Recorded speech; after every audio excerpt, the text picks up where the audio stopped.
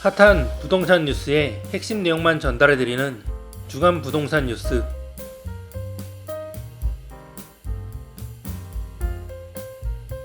내년 민간 아파트 분양 물량이 2000년 들어 최저치를 기록할 것이란 전망이 나오면서 부동산 시장에 미칠 충격파에 이목이 쏠리고 있습니다. 주택입주 물량도 내후년부터 줄어들 것으로 예상되는 데다 비상계엄 사태에 따른 부동산 정책 동력 상실로 시장 침체가 더욱 심화할 것이란 우려에서입니다. 25일 부동산업 관련 업계에 따르면 국내 시공능력 평가 상위 10대 주요 건설사가 계획 중인 내년 분양 물량은 10만 7,612가구로 추산됐습니다. 이는 올해의 69% 수준에 불과한 규모입니다. 이들 건설사 가운데 올해보다 축소한 곳은 6개, 유지하는 곳은 3개, 확대 1개 등으로 축소가 우세한 것으로 나타났습니다. 민간 아파트 분양 물량을 유형별로 보면 자체 사업 7만 7,159가구, 정비 사업 6만 8,973가구로 파악됐습니다. 특히 1000가구 이상 대규모 정비 사업은 서울의 경우 서초구 방배동 레미안 원페를라가 유일하고 경기도 역시 고양 원당 더샵 포레나 의왕 고천나 재개발 딸기현 2지구 재개발 정도만 계획되어 있습니다. 민간 건설사들이 내년 분양 사업에 소극적인 데는 복합적인 이유로 보입니다. 우선 경기 둔화와 고금리 장기화 등 전반적인 경제 상황에 더해 원자재 가격과 인건비 증가에 따른 공사비 상승으로 사업성이 크게 저하된 영향입니다. 올해는 이른바 로또 청약 등 분양 광풍 등으로 2월 물량이 상대적으로 줄면서 나름 선방했지만 사업성을 악화시키는 복합적 불확실성이 해소되지 않으면 내년 상황은 올해와 크게 다르지 않다는 설명입니다. 여기에 비상계엄 사태로 정부의 정책 이행력에도 물음표가 커지면서 부동산 정책 공백이 장기화하면 역대급 분양 한파가 발생할 것이라는 우려입니다. 연립, 다세대 등 다른 유형의 주택을 포함한 전체 입주 물량도 당장 오는 2026년부터 줄어들 것이란 관측이 나오는 가운데 2년에서 3년 이후 입주로 이어지는 민간 아파트 분양 공급이 대폭 축소하는 것은 부동산 시장에 쇼크를 줄 수 있다는 지적입니다. 자칫 시장 자체가 장기 침체의 수렁으로 빠져들 것이란 예상입니다. 하서진 하나금융연구소 수석연구원은 내년 부동산 시장을 내다본 보고서에서 내년에도 대출 규제는 더욱 강화하고 탄핵 전국으로 매수 심리가 저하되면서 매매 거래량이 위축돼 가격 하방 리스크가 높아질 것이라면서 정비사업 비중이 높은 수도권에선 공급 부정 우려가 본격화하면서 매수세가 집중될 가능성이 커 매매 가격 상승이 계속될 것으로 보인다고 설명했습니다.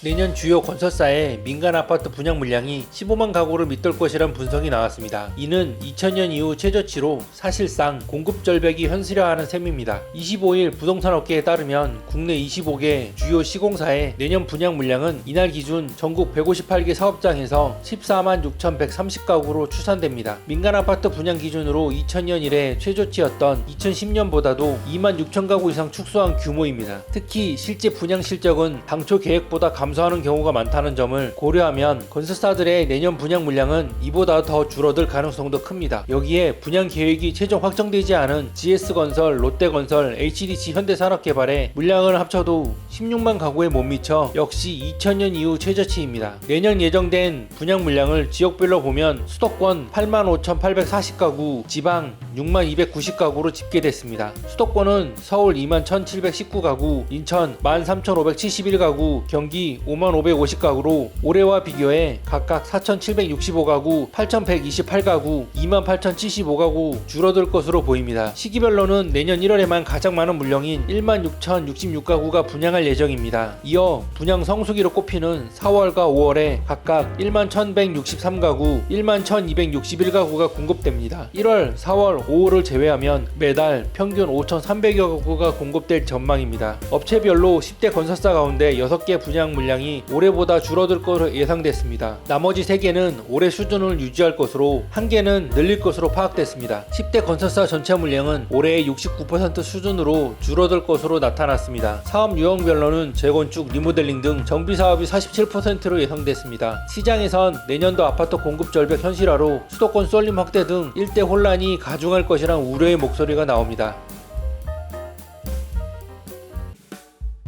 최근 원달러 환율까지 치솟으면서 캐드 등 건설업의 필수 소프트웨어 가격도 뛸 것으로 예상됩니다. 이에 따라 부담이 커진 기업들은 조금이라도 비용 부담을 줄여보고자 소프트웨어 대리점 계약까지 맺으며 선제적인 대응에 나서는 모습입니다. 22일 관련 업계에 따르면 건설 자재 기업 A사는 최근 한 대한캐드 브랜드와 총판 대리점 계약을 체결했습니다. 캐드는 컴퓨터 응용 설계로 건설 자재 등의 기술 도면을 만드는 데 사용됩니다. 건설 자재 기업이 이례적으로 직접 캐드 대리점을 차린 건 필수적으로 써야 하는 캐드 라이센스 비용 부담이 커졌기 때문입니다. 최근 환율의 고공행진은 캐드 등 건설 소프트웨어 가격 상승으로 이어질 전망입니다. 원달러 환율은 미국의 매파적 금리 인하와 경제지표 호조로 강달러가 지속되면서 지난 19일에서 20일 이틀 연속 1450원대에 머물고 있습니다. 원달러 환율이 1450원을 넘긴 것은 글로벌 금융위기 당시였던 2009년 3월 이후 15년 9개월 만입니다. 환율은 트럼프 대통령의 취임과 미국의 정책금리 기조에 따라 내년 초까지 상승 압력을 받을 것으로 예상됩니다. 이에 따라 A사는 조금이라도 비용 부담을 줄이기 위해 대리점 계약을 맺었습니다. 캐드 대리점이 되면 본사로부터 직접 소프트웨어를 공급받기 때문에 일반적인 구매 방식 대비 낮은 가격의 캐드를 이용할 수 있습니다. 캐드 공급 가격은 파트너 등급이 높을수록 낮아집니다. 다만 높은 등급의 파트너 계약을 체결하면 그만큼 판매해야 할 할당량도 늘어납니다. A사는 비용 정감을 위해 선택인 만큼 우선 할당량이 가장 적은 등급의 파트너로 활동하기로 했습니다. A사 관계자는 숫자로 보면 단 5% 정도의 비용 절감밖에 안 되는 수준이지만 최근과 같은 불경기에는 시도해볼 만하다며 향후 관계사의 판매력까지 이어진다면 추가적인 부수익 기대도 할 수 있다는 점도 기대할 수 있다고 설명했습니다. 데크플레이터 업체인 B사도 A사와 마찬가지로 대한캐드 브랜드와 총판 대리점 계약을 맺었습니다. 건설업계에서 가장 많이 쓰는 오토캐드의 경우 본래 가격이 높다 보니 상대적으로 가격이 저렴하면서도 유사한 대한캐드 브랜드를 선택하는 것으로 풀이됩니다. 다만 이처럼 대리점 계약을 통해 소프트웨어 이용 부담을 줄이는 건 한계가 있을 것으로 보입니다. 해당 대한캐드 브랜드는 현재 통판 계약에 큰 허들이 없지만 내년부터는 대리점을 맺는 것이 한층 까다로워지는 것으로 전해졌습니다. 이외 대표적인 오토캐드, 아키캐드 등의 소프트웨어의 경우에는 심사 등을 거쳐야 해 대리점을 내기도 쉽지 않습니다. 이와 관련 대리점 계약을 맺은 회사 관계자는 물론 서류 등의 심사가 필요하지만 올해까지만 대리점 계약에 큰 제약이 없다고 해서 부랴부랴 계약을 체결한 것이라며 건설 경기가 좋지 않은 데다 환율까지 계속해서 오르고 있어 어떻게든 비용을 절감하는 게 급선무라고 말했습니다.